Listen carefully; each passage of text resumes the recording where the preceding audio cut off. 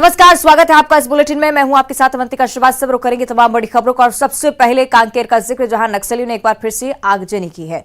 पखांजूर से सटे महाराष्ट्र की सीमा पर इसी इलाके में नक्सलियों की सक्रियता लगातार बढ़ती हुई और यहीं पर आगजनी की घटना को अंजाम दिया है नक्सलियों ने। तेंदुपत्ता फड़ में एक बार फिर से आग लगाई है। महाराष्ट्र के धनौरा इलाके की पूरी घटना है। मौके पर नक्सलियों ने पर्चे भी फेंके हैं।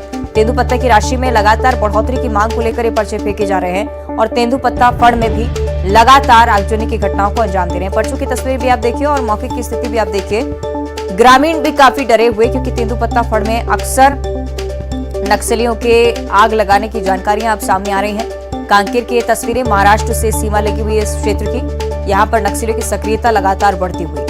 पखांजूर से सटे महाराष्ट्र की सीमा पर तेंदुपत्ता फड़ में नक्सलियों ने आग लगा दी है। धनौरा इलाके का ये पूरा मामला बताया जा रहा है, जिसकी तस्वीरें हम आपको दिखा रहे हैं।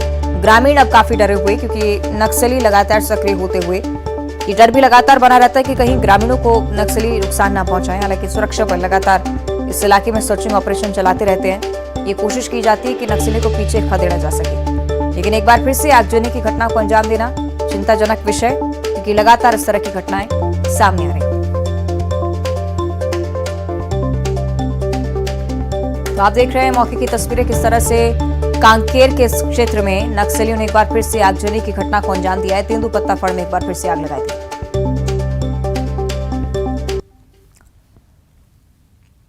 आगे बढ़ते हैं, भोपाल से अगली बड़ी खबर है, जहां एमपी नगर में आधी रात को गुंडों का आतंक देखने को मिला। जोन 2 में लड़कों के दो गुटों में आपस में मारपीट हो गई।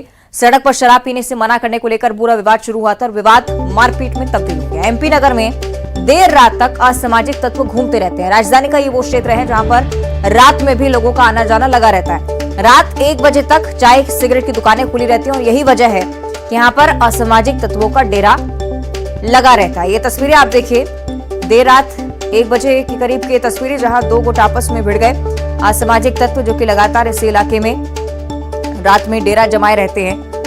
जोन 2 में दो गुट आपस में भिड़े, मारपीट हुई। पार्किंग को लेकर शायद पूरा विवाद, और उसके बाद विवाद मारपीट में तब्दील हो गया। आपको बता दें कि सड़क पर शराब भी पी रहे थे और इससे लेकर भी विवाद की स्थिति लगातार बढ़ती गई। और भोपाल से अगली बड़ी खबर, जहां आबकारी विभाग की बड़ी कार्रवाई देखने को मिल रही है। अमूल्या ढाबे पर बिना लाइसेंस शराब परोसी जा रही थी, जहां पर फौरन पुलिस छापेमारी करने पहुंची। मदिरा पान करते हुए 42 लोगों पर प्रकरण दर्ज किया जा चुका है। महंगी शराब और बियर की लगभग 24 बोतलें जब्त की गई हैं। कई दिनों से लगातार शराब परोसे जाने की शिकायतें मिल रही थी। फौरन पुलिस छापामार कार्रवाई के लिए पहुंची। गार्डन मालिक विजय कुमार मिश्रा और गार्डन संचालक अमित दयाल पर आबकारी अधिनियम के तहत प्रकरण दर्ज किया गया है।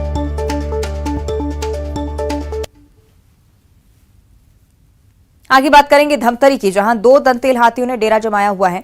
गेदरापारा गांव के पास दंतेल हाथी देखे गए और ग्रामीणों ने आग जलाकर उन्हें जंगल की ओर खदेड़ने की कोशिश भी की, लेकिन इस दौरान ये खतरा लगातार बना रहता है कि कहीं ग्रामीणों पर हाथी हमला न कर दे। रात भर गांव की सीमा पर लोग पहरा देते रहे इसी डर के चलते। वन विभाग ने आसपास के गाँव में अलर्ट भी जारी कर दिया। तस्वीरें आप देखिए, धमतरी से तस्वीरें सामने आई हैं। 2 दंतेल हाथी जो कि लगातार इस इलाके में विचरण कर रहे हैं। ग्रामीण अब इससे काफी डरे हुए हैं।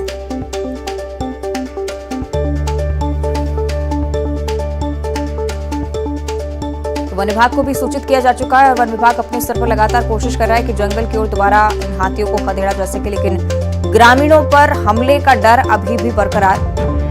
घरों को भी क्षतिग्रस्त कर रहे हैं हाथी और साथ ही साथ फसलों को भी नुकसान पहुंचाते हैं।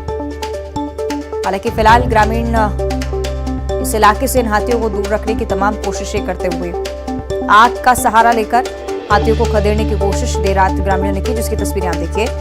आग जलाकर ये कोशिश की गई कि हाथी इससे डरें और जंगल की ओर ही रहें, रहवासी क्षेत्रों की ओर रुख ना करें, क्योंकि अक्सर घरों को क्षतिग्रस्त कर देते हैं हाथी। फसलों को भी भारी नुकसान पहुंचता है।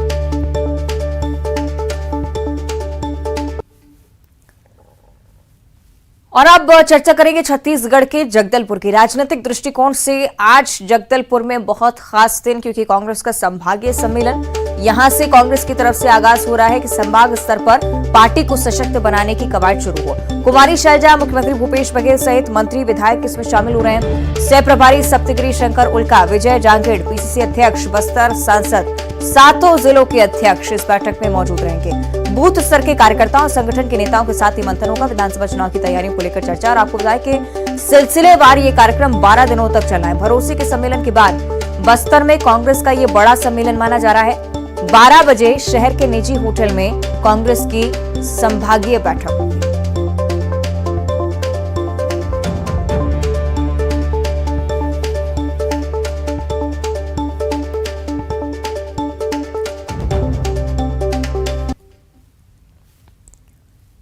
और अब बात करेंगे मध्य प्रदेश कांग्रेस की। कांग्रेस में उम्मीदवार चयन की कवायद तेज होती हुई नजर आ रही है। एआईसीसी के ऑब्जर्वर सुभाष चोपड़ा भोपाल पहुंच गए हैं। मंडलम सेक्टर ब्लॉक की बैठक आज लेने वाले हैं और टिकट के दावेदारों से बातचीत भी करेंगे। विंध्य महाकौशल की सीटों पर दावेदारों पर चर्चा आज होनी है। कुलदीप राठौर चंबल अंचल की सीटों पर मंथन करेंगे, जबकि प्रदीप टमटा शनिवार को मध्य प्रदेश पहुंचेंगे। यानी कि देखिए, मध्य प्रदेश कांग्रेस की तरफ से विधानसभा चुनाव के मद्देनजर ये तैयारियां, इसमें उम्मीदवार के चयन को लेकर बैठकों का सिलसिला अब शुरू होने जा रहा है। आज भी एक बैठक होगी। विंध्य और महाकौशल की तरफ के लिए कांग्रेस की तरफ से कौन प्रत्याशी होगा, इस नाम पर आज इस बैठक में मंथन होना है।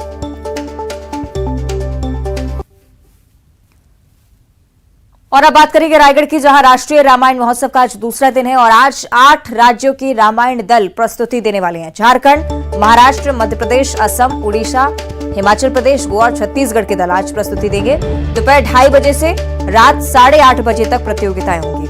हंसराज रघुवंशी और लखबीर सिंह लखा भजन प्रस्तुति भी देंगे। रायगढ़ आज का दिन बेहद खास, दूसरा दिन राष्ट्रीय रामायण महोत्सव का। कल आगाज की भी तस्वीरें आप देखिए और आज भी ये सिलसिला रंगारंग प्रस्तुति का जारी रहेगा।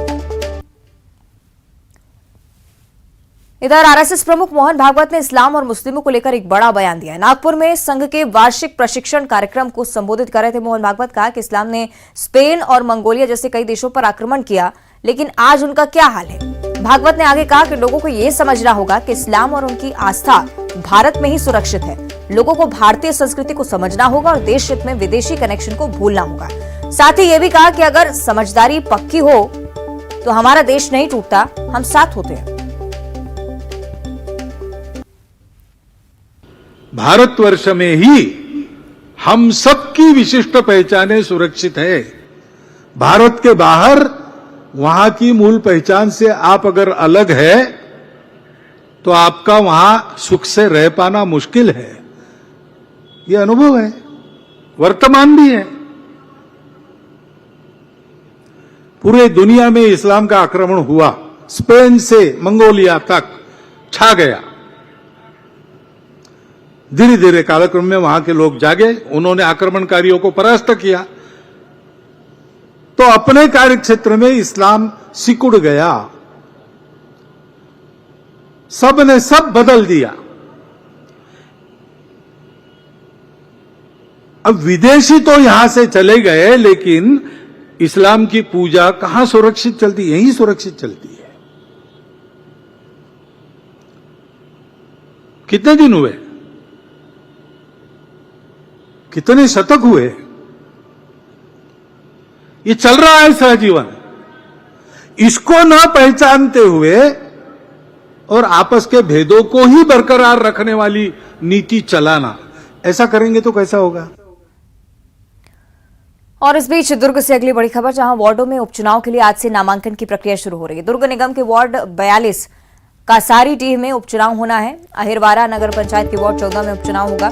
सुबह 10:30 बजे से 3 बजे तक नामांकन की प्रक्रिया होगी। 9 जून दोपहर 3 बजे तक नामांकन पत्र जमा किए जा सकेंगे। दुर्ग को लेकर ये जानकारी, नामांकन की प्रक्रिया आज जारी रहेगी।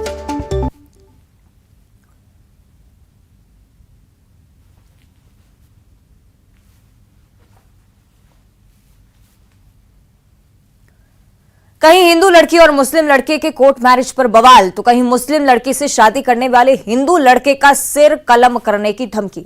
संस्कारधानी जबलपुर में यही माहौल है। हाल ही में एनआईए के छापों में आईएसआईएस के शहर से जुड़े तार और बड़ी साजिश का खुलासा हुआ था, जिसमें गजवाए हिंद का शामिल होना पाया गया और अब लगातार ऐसी घटनाएं सामने आ रही हैं। पूरी रिपोर्ट देखिए।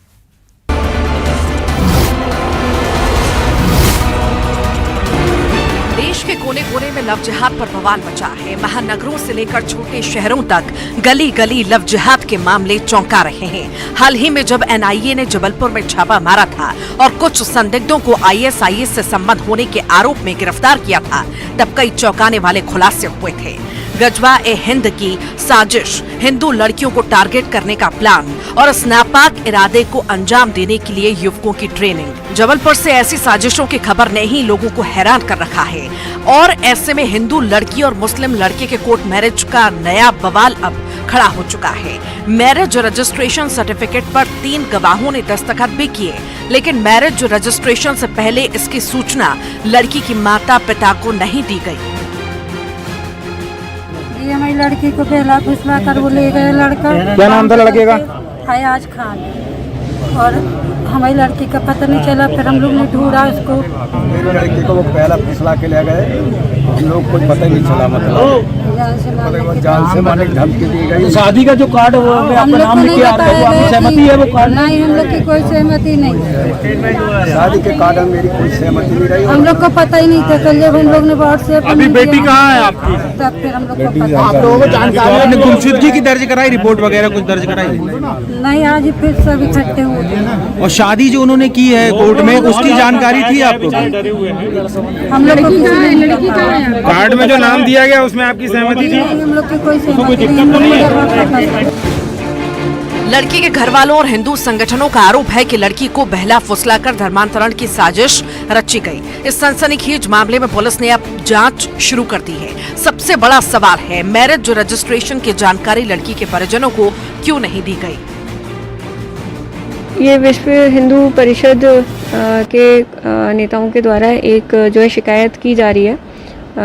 एक ज्ञापन देने के लिए वो पुलिस कार्यालय में उपस्थित हुए हैं, तो उस पर जो है जांच की जाएगी और वैधानिक कार्रवाई की जाएगी। जबलपुर में बवाल सिर्फ चोरी चुपके कोर्ट मैरिज तक सीमित नहीं है, बल्कि सोशल मीडिया पर एक पोस्ट वायरल हो रहा है जिसमें करीम खान नाम के युवक ने मुस्लिम लड़कियों से शादी करने वालों के सिर काटने की धमकी दी है। करीम खान ने एक व्हाट्सएप ग्रुप में 3 लड़कियों की फोटो शेयर करते हुए लिखा था कि ये तीनों लड़कियां गैर मुस्लिम लड़कों से शादी करने जा रही हैं, इसीलिए उन्होंने एसडीएम कोर्ट में आवेदन दिया। इन्हें रोकना होगा, वरना इनसे शादी करने वालों का सिर कटेगा। पोस्ट के वायरल होते ही पुलिस अधीक्षक ने संज्ञान लिया और करीम को गिरफ्तार कर जेल भेज दिया। व्हाट्सएप पर एक मैसेज चलाया जा रहा था जिसमें कुछ युवतियों के फोटो थे और उनके प्रति गलत तरीके का एक मैसेज चलाया जा रहा था, जिस पर साइबर सेल के द्वारा उसको चिन्हित किया गया और उसको ओमती थाने के द्वारा गिरफ्तार किया गया है और जेल में निरुद्ध कराया गया है। बहरहाल लव जिहाद पर बवाल जारी है। देश भर में मामले बढ़ते जा रहे हैं। लोगों के जहन में सवाल है कि क्या गजवा हिंद की साजिश का पहला स्टेज लव जिहाद है? पवन पटेल, न्यूज़ 18 जबलपुर। इधर दमोह के स्कूल में हिंदू छात्राओं के हिजाब पहनी तस्वीर से सियासी पारा हाई है और स्कूल के संचालक ने इसे स्कार्फ बताया, जबकि प्रशासन भी इसके लेकर क्लीन चिट दे चुका है। लेकिन अब खुद सीएम शिवराज सिंह चौहान इसे लेकर नाराज हैं और सीएम ने दमोह के कलेक्टर को जांच के आदेश दिए हैं। हिजाब मामले में गृह मंत्री नरोत्तम मिश्रा के बाद अब मुख्यमंत्री शिवराज सिंह चौहान ने भी नाराजगी जताई है। उन्होंने दमोह कलेक्टर को पूरे मामले की जांच करने के निर्देश दिए हैं। दरअसल दमोह के Ganga Jamuna higher secondary school प्रबंधन पर हिंदू छात्राओं को हिजाब पहनाने का आरोप लगा है। छात्राओं के परीक्षा परिणाम का एक पोस्टर लगा था जिसमें हिंदू छात्राओं को हिजाब पहने दिखाया हुआ है। इस मामले ने सांप्रदायिक रूप ले लिया है। गृह मंत्री नरोत्तम मिश्रा ने बुधवार को जांच के आदेश दिए थे। बुधवार को ही हिंदूवादी संगठनों ने भी कलेक्टर को ज्ञापन सौंपकर कार्रवाई की मांग की थी। अब मुख्यमंत्री शिवराज सिंह चौहान ने भी कलेक्टर को जांच के निर्देश दिए हैं। किसी भी बेटी को ये कोई स्कूल बाध्य नहीं कर सकता कि वो कोई ऐसी चीज पहने जो उनकी परंपरा में नहीं है। मामला मेरे संज्ञान में आया है दमोह के एक स्कूल का और मैंने जांच के निर्देश दिए हैं। और जांच के बाद तथ्यों के आधार पर फिर हम कार्रवाई करेंगे। छात्राओं के परीक्षा परिणाम के पोस्टर में स्कूल में पढ़ने वाली छात्राओं ने हिजाब की तरह दिखने वाला कपड़ा अपने सिर पर लपेटा हुआ है। पूरा विवाद इसी कपड़े को लेकर शुरू हुआ। केंद्रीय मंत्री प्रहलाद पटेल ने मामले की गंभीरता को देखते हुए उन्होंने कहा कि दोषियों पर कड़ी कार्रवाई होगी। ये घटना शर्मसार करने लायक है और मैं जिला प्रशासन ने वो फिर से उसको संज्ञान में लिया है और प्रदेश के गृह मंत्री जी ने संज्ञान में लिया है, इसलिए मैं गृह मंत्री जी का आभारी हूँ। लेकिन चूंकि ये घटना दमोह की है तो ये बात आप समझ लेनी चाहिए कि जितनी भी सख्त कार्रवाई हो सकती है प्रबंधकों पर, इस आयोजन के पीछे जिनकी ये गंदी मानसिकता है उनको नहीं बख्शा जाना चाहिए। कई बार हम छोटे कर्मचारियों पर कार्रवाई करके मुक्त हो जाते हैं और इसलिए मैं फिर से मध्य प्रदेश के गृह मंत्री का धन्यवाद करता हूं और उनसे यही चाहूंगा कि इस मंशा के पीछे जो लोग हैं उनको नहीं बख्शा जाना चाहिए, ये जरूर मैं कहूंगा। स्कूल प्रबंधन ने सफाई में कहा कि इस स्कार्फ को हिजाब समझा जा रहा है, ऐसा नहीं है। ये स्कूल की यूनिफॉर्म का एक हिस्सा है। स्कूल के सभी बच्चे पहन सकते हैं, लेकिन किसी पर कोई दबाव नहीं है। जबकि हिंदू संगठनों का ये आरोप है कि हिंदू लड़कियों को जानबूझकर हिजाब पहनने पर मजबूर किया जा रहा है। बहरहाल प्रशासन ने एक बार फिर जांच शुरू कर दी है, जिसकी रिपोर्ट गृह मंत्रालय को भेजी जाएगी। Bureau report, news 18।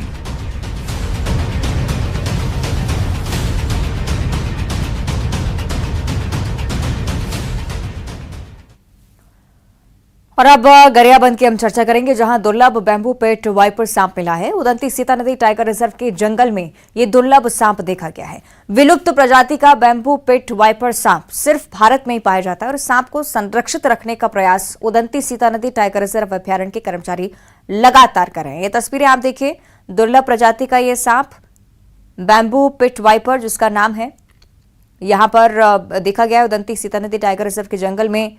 इसी इलाके में ये पाया जाता है और काफी दुर्लभ है, जिसे संरक्षित करने के लिए लगातार प्रयास उदंती सीता नदी टाइगर रिजर्व अभ्यारण्य की तरफ से लगातार किए जा रहे हैं। कर्मचारी लगातार संरक्षण को लेकर भी ध्यान दे रहे हैं। दुर्लभ प्रजाति के सांप जो कि संरक्षित करने बहुत जरूरी, क्योंकि कुछ ऐसे सांप भी जो कि सिर्फ भारत में पाए जाते हैं लेकिन लगातार विलुप्ति की कगार पर। वाइल्ड लाइफ कंजर्वेशन के हित में भी लगातार वन विभाग काम करता ही है और इसी के अनुरूप ये देखिए बैम्बू पिट वाइपर सांप देखा गया उदंती सीता नदी के इस क्षेत्र में। विलुप्त प्रजाति का माना जाता है, संरक्षित करने की जरूरत है और जैसे बताया जा रहा है कि सांप सिर्फ भारत में ही पाया जाता है, इसलिए संरक्षित करना बहुत जरूरी। इसी ओर अभ्यारण्य के कर्मचारियों का भी ध्यान है। सीता नदी टाइगर रिजर्व अभ्यारण्य में ही इसे संरक्षित तौर पर रखा गया है। गरियाबंद की ये तस्वीरें आपको हम दिखा रहे हैं। दुर्लभ प्रजाति का ये सांप bamboo pit viper Udanti Sita नदी टाइगर रिजर्व के जंगल में पाया गया है। विलुप्त प्रजाति का होने के चलते संरक्षित करने के लिए लगातार कर्मचारी प्रयास कर रहे हैं।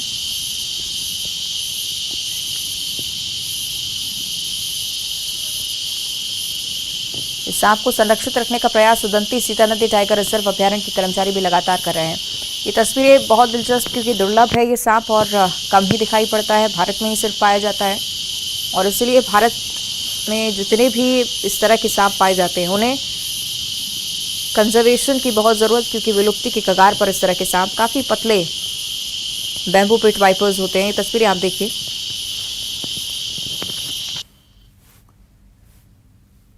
शिवपुरी जिले की करैरा विधानसभा के नरवर तहसील में एक ऐसा मामला सामने आया है जहां बकरी और अजगर के बीच लड़ाई हुई और अजगर ने बकरी को जकड़ लिया।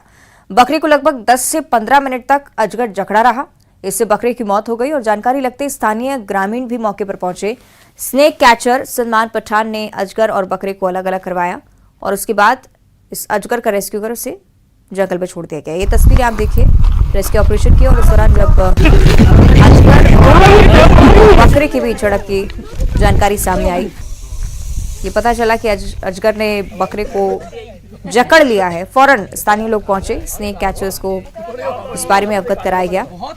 फौरन टीम पहुंची लग रहा है कि एनाकोंडा और अजगर को यहां से लेकर जंगल में छोड़ दिया गया। शिवपुरी के करैरा विधानसभा क्षेत्र की ये तस्वीरें बताई जा रही हैं। काफी लंबा अजगर और इतना शक्तिशाली कि बकरे को जकड़ लिया था, उसकी मौत हो चुकी है। लेकिन इस दृश्य को देखने के लिए कितनी बड़ी संख्या में लोग यहाँ पर जमा हो गए, तस्वीरें आप देखिए। हालांकि सभी लोग पूरी तरह से सुरक्षित हैं, कोई जनहानि नहीं। इस अजगर को भी सुरक्षित जंगल की ओर छोड़ दिया गया।